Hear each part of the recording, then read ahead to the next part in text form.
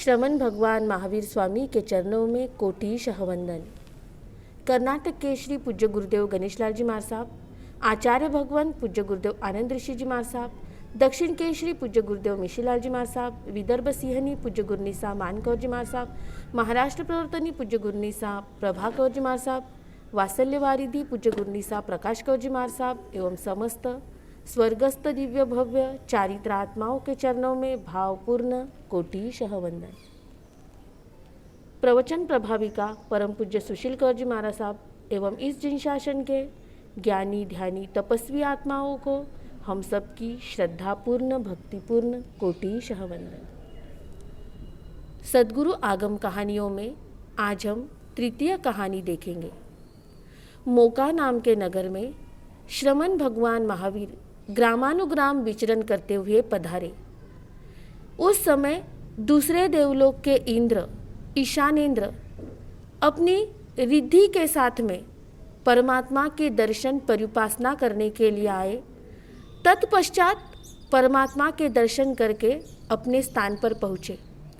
गौतम स्वामी ने भगवान महावीर से हाथ जोड़ मान मोड़ विनयपूर्वक पूछा कि हे प्रभु, यह दूसरे देवलोक का इंद्र ईशानेंद्र, इन्होंने पूर्व भव में क्या दिया, क्या सम्यक आचरण किया, कौन सा तप किया, कौन से संयम का पालन किया, ऐसा कौन सा शुभ कार्य किया कि जिस पुण्य से इन्हें दूसरे देवलोक का ईशानेंद्र का पद मिला और इतनी रिद्धि मिली है। उस समय परमात्मा ने फरमाया कि हे गौतम, जम्बू द्वीप के भारतवर्ष में ताम्रलिप्ति नाम का नगर था और उस नगर में ताम्ली मौर्य पुत्र, मौर्य वंश में जन्म होने से मौर्य पुत्र नाम ताम्ली नाम का एक सदगृहस्थ था। एक बार वह सुबह में कुटुंब जागरिका करता है। उस समय वह चिंतन करता है कि मेरे पास धन की कोई कमी नहीं है, मेरा परिवार सुखद और शांतिमय है, सभी अनुकूलता मेरे पास है। क्यों ना मैंने संसार के समस्त भोगों को भोग लिया है। अब समय है आत्म साधना का, आराधना का। क्यों ना मैं सुबह ज्येष्ठ पुत्र को सारा कार्य सौंपकर मैं संन्यास ग्रहण कर लूँ। इस प्रकार की कुटुंब जागरणा करके प्रातःकाल अपने स्नेही संबंधी रिश्तेदार ज्ञातिजनों को बुलाया, चारों प्रकार का विपुल आहार बनाया, स्वयं ने भोजन किया, अन्य को सभी को भोजन कराया और ज्येष्ठ पुत्र को अपना सारा कार्यभार सौंपकर और उससे पूछकर ताम्ली मौर्य पुत्र ने प्रवर्जा स्वीकार की। प्रवर्जा जिस दिन ली उसी दिन उन्होंने नियम ले लिया। उन्होंने प्राणामा नाम की प्रवर्जा ली। प्राणामा प्रवर्जा वह कि जो भी उनके सामने आता है उन्हें उस तरह से वंदन करना, चाहे चांडाल आए, चाहे कुत्ता आए, चाहे व्यंतर आए, चाहे जो भी आए, जो जिस रूप में आए उसे उस रूप में उस तरह से सामने वंदन प्रणाम करना, उसे कहते हैं प्राणामा प्रवर्जा। जिस दिन दीक्षा ली उस दिन उन्होंने संकल्प किया कि मैं बेले बेले की तपश्चर्या करूँगा, 2 दिन का उपवास करूँगा और पारने में आयम्बिल अर्थात लूखा भोजन करूँगा और उसमें ओदान लूँगा। ओदान अर्थात सीजे हुए चावल, और वह चावल भी 21 बार धोए हुए, सूर्य की आतापना। ऐसा संकल्प दीक्षा जिस दिन प्रवर्जा ली उसी दिन ले लिया। प्रवर्जा के पश्चात वह सूर्य की आतापना दोनों हाथ ऊपर कर कर लेते हैं और 2 दिन के पश्चात बेला होने के पश्चात ग्राम नगर में ऊंच नीच मध्यम कुल में गवेषणा करते हुए सीजे हुए चावल लाते हैं, 21 बार धोते हैं और फिर आयम्बिल रूप में उसे ग्रहण करते हैं।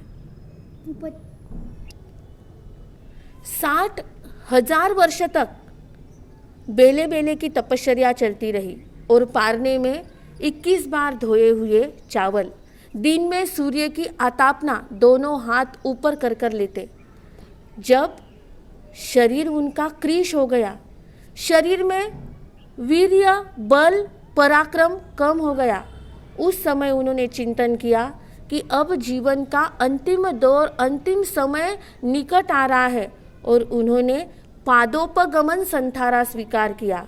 पादोपगमन संथारा वह होता है कि जैसे वृक्ष की कटी हुई डाली होती है, उसी तरह शरीर को निचेष्ट बनाना, और पादोपगमन संथारा लेकर मृत्यु की प्रतीक्षा न करते हुए अपने अंतर आत्मा में वह लीन हो गए। उसी समय भवनपति की उत्तर दिशा के असुरेंद्र, असुर कुमार राज की बलिचंचा राजधानी, जहाँ पर असुरेंद्र का पद रिक्त था, वहाँ के देव देवियों ने सोचा कि भारतवर्ष में यह ताम्ली तापस जो है यह बाल तपस्या कर रहा है, और क्यों ना हम इन्हें जाके अपने इंद्र बनने की प्रार्थना करें। उस भवनपति के देव देवियाँ ताम्ली तापस के पास में पहुँचे, और वहाँ पर पहुंचकर सबसे पहले 32 प्रकार के नाटक दिखाए।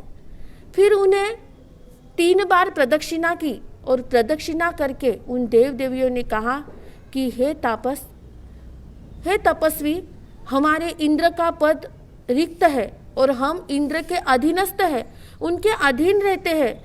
आप संकल्प कीजिए, निदान कीजिए कि आपके तपश्चर्या का फल मिले तो आप बलिचंचा राजधानी के असुर कुमार इंद्र बने, यह संकल्प करें।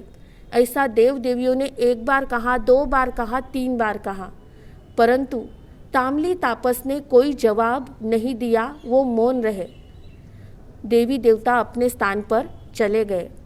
2 महीने का संथारा यानी 120 भत्त 2 महीने का संथारा पूर्ण करके अपने अंतिम श्वासोश्वास पूर्ण इस भव का अंतिम श्वासोश्वास पूर्ण करके वह ताम्ली तापस दूसरे देवलोक का ईशानेंद्र नाम का इंद्र बना। देवशैया में उत्पन्न हो गए। जघन्य अंगुल के असंख्यातवें भाग और 48 मिनट में 6 पर्याप्तियाँ पूर्ण हो जाती है। इधर जो बलिचंचा नाम के भवनपति के देव देवी थे, उन्होंने देखा कि तापस की आयु पूर्ण हो चुकी है और यह दूसरे देवलोक के ईशानेंद्र बने हैं। तब इन्हें बड़ा गुस्सा आया और यह उस जगह पर जाते हैं जहाँ पर ताम्ली तापस का शव था। उस शव को घसीटते हैं, मारते हैं, पीटते हैं, थूकते हैं, उस शव की अवहेलना करते हैं, आशातना करते हैं और बार बार कहते हैं कि यह तापस जिसने पानामा प्रवर्जा ली थी, जिसने संथारा लिया था, लेकिन हमारा कहना माना नहीं। ईशानेंद्र देवलोक के जो देवी देवता थे, उन्होंने अपने इंद्र के पूर्व भव के शव की इस तरह से आशातना अवहेलना देखते हुए वह उस देवशैया के पास पहुँचे जहाँ पर ईशानेंद्र अभी जन्म ईशानेंद्र का उपपात हुआ था।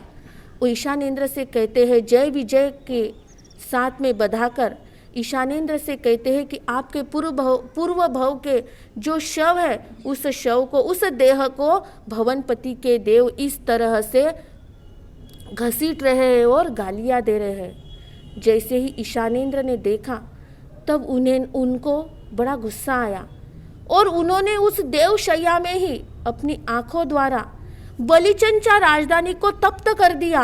इतना तप्त कर दिया कि जैसे अंगार और अग्नि बरस रही है, कि राख और जैसे कवेलू के समान वह तप्त हो गई। सारे देवी देवता इधर उधर दौड़ने लग गए, एक दूसरे के पीछे छिपने लग गए। तब उन्होंने ज्ञान से जाना कि ईशानेंद्र देवता का यह इंद्र का यह कोप है। उन्होंने जहाँ ईशानेंद्र थे वहाँ पर जाकर खड़े होकर ऊपर मस्तक करके माफ़ी मांगने लग गए, क्षमा मांगने लग गए और उनसे कहते हैं कि आप हमें माफ़ कीजिए, हमें क्षमा कीजिए, इसके आगे हम ऐसी गलती नहीं करेंगे, हमने आपकी रिद्धि देख ली है। और वह तब से लेकर वह ईशानेंद्र के आज्ञा में रहते हैं, आदेश में रहते हैं, उनके किए अनुसार कार्य करते हैं।